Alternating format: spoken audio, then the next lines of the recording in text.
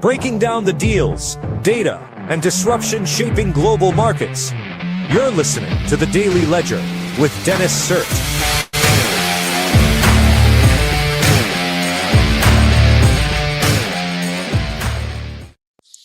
Hey folks, it is Friday, January 30th, 2026. You're listening to The Daily Ledger Show, and I'm your host, Dennis Sert. Great to be here with you today. We got some good stories we're going to talk about. We're going to talk about Trump picks Kevin M. Warsh, a former Fed official, as the central bank's next chair. The iPhone just had its best quarter yet. OpenAI Q4 IPO as it races Anthropic to go public. Elon Musk's SpaceX, Tesla, and XAI in talks to merge, according to reports. And Neuralink close to launching Blindsight. So we're going to talk about all of that today. Let's talk about the markets before we jump into that. The Dow Jones is down 0.31%. The Nasdaq is down 0.48%. The S&P 500 is down 0.32%. Bitcoin is down 2.61%, down to 83,149. Oh no. Before we get into today's stories, make sure to download Byte AI Market Analysis off the iOS App Store. It's basically a financial co-pilot that tells you when you should enter and exit the stock market for any of your given stocks in your portfolio. It does it based off of technical indicators, so the Bollinger Bands, RSI curve, and the MACD/signal curve, which are like look at it. And then it also looks at news sentiment and analysis in order to come up with a decision. Make sure to download this and use it as a daily trading tool, as the recommendation/analyses refresh about every half hour. Of course, Byte AI nor I are financial advisors, and past success does not guarantee future results. However, it's a great tool that I use every day, so make sure you use it too by going to byteai.me or on the iOS App Store going to Byte AI Market Analysis. All right, let's do it. Kevin Warsh is Trump's pick for Fed chair. So who is Kevin Warsh? Kevin Warsh is a 35-year-old guy. He served as a member of the Federal Reserve Board of 2006 to 2011. He was the youngest governor in the institution's history at 35.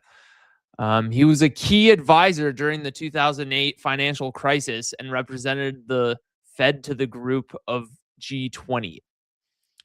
He holds a bachelor's degree from Stanford University and a law degree from Harvard University. And before joining the Fed, he worked as an economic policy aide in the White House. And he was an investment banker in Morgan Stanley's mergers and acquisitions group. So that's a quick TLDR on him. And of course, President Trump picked him because he has previously praised cutting rates and will likely be a dovish Fed chair. So that's kind of what's going on with this guy, Kevin Warsh. So we'll have to see what happens after he gets in. But looks like he's going to keep driving the rates down. The iPhone just had its best quarter ever. So the iPhone 17, according to Cook on the basically the financial earnings call, apparently it was the iPhone 17 that is did really well. So apparently their huge jump from 18.5 billion to 25.5 billion, about a 7 billion increase. Well, exactly a 7 billion increase, was all due to the iPhone. So Cook says on the call, it was driven by iPhone, where we set an all-time revenue record, noting that it was the best iPhone quarter in history in Greater China. Cook says the sales bump had been enthusiasm for the iPhone 17, which was announced in September. The new model has proven to be significantly more popular than the company's previous iPhone. Yeah, well, the iPhone 16 was just kind of a failed promise and a flop, right? It was, artificial intelligence, and the whole claim to fame was it could do artificial intelligence or Apple Intelligence better, and it didn't really come out well. It was kind of a flop. So the iPhone 17 with like a better camera and everything um, ended up kind of taking the cake, especially in China, as it turns out. So that's what's going on. When's Cook gonna reveal his departure, bro? That's what I'm waiting for. Like, you know what I'm saying? OpenAI said to eye Q4 IPO as it races Anthropic to go public. The report comes as the AI race is heating up, with Anthropic expected to break even 2028, 2 years earlier than OpenAI.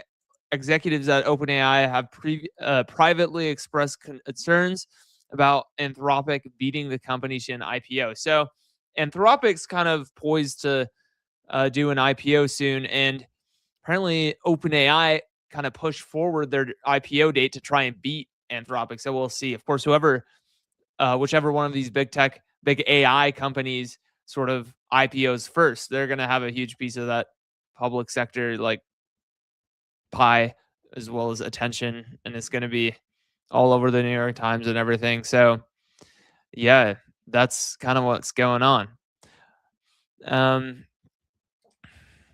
Elon Musk's SpaceX, Tesla, and XAI in talks to merge, according to reports. How are we doing the camera? Nice. Basically, hearing a little bit about this, and we've had speculation on whether or not this is going to happen. There was like, yeah, Elon, like about a year ago, was like, "Oh, should we include like a shareholder vote to merge XAI and Tesla?" And then nothing ever came out of that.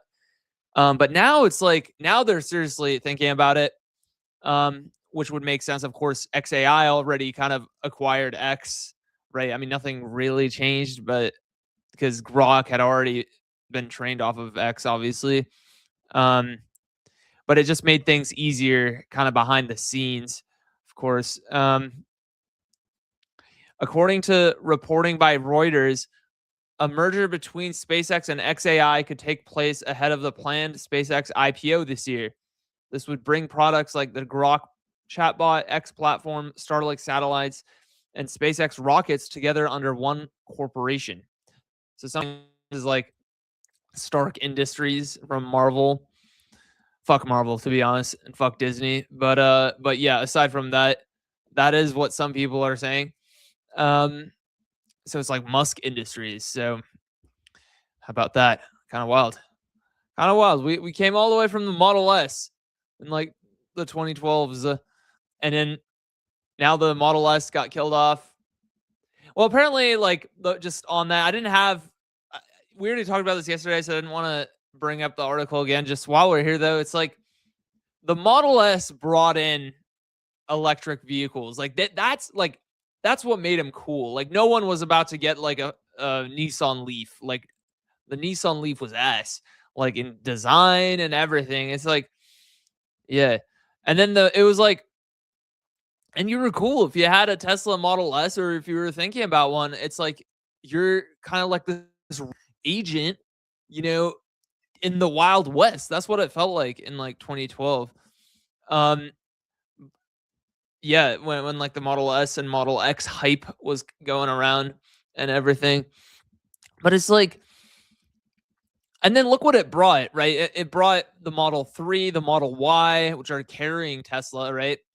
And it's like about a year ago, Elon said, well, we're just keeping the Model S and the Model X around just for nostalgia. Well, it's like you don't really do anything for nostalgia's sake. There's no room for nostalgia in startup land when Tesla does operate like a startup.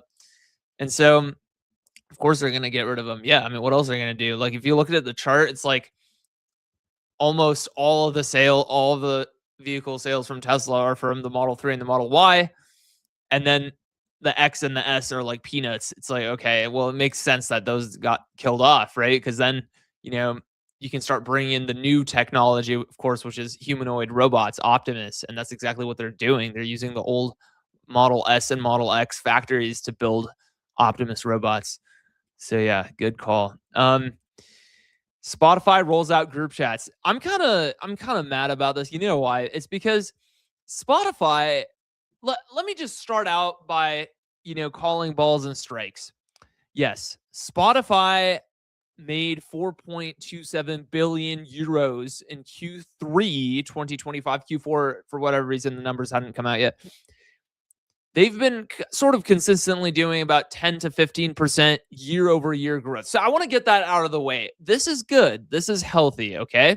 Now, that aside, I think the fact that they sort of had it easy with their year over year growth and everything made it such that they didn't want to put anything into R&D, taking any risks, right? Because it's like me as like a 13-year-old kid in 2014, I was like, wow, how cool would it be if like your friends could see what you're listening to, and it could be like a whole app. I had this whole app vision in mind. I was like, wow, like, you know how cool it is to see what other people are listening to. And then Discord kind of took a little bit of that, but it's like whatever.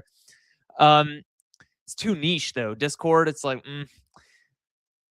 anyways, and so Spotify, like, they couldn't, like I said, like, my point is, like, they weren't able to get themselves to try new things. And then now suddenly, now that like we're really in the age of innovation, it's probably Claude Code doing all of it, to be honest, but it's like we're in the age of innovation and everything. Now they're like, oh my God, we launched a messaging feature in August. And then, oh my God, now we're launching group chats. It's like, finally, it's like, it's not even finally, you're like too late.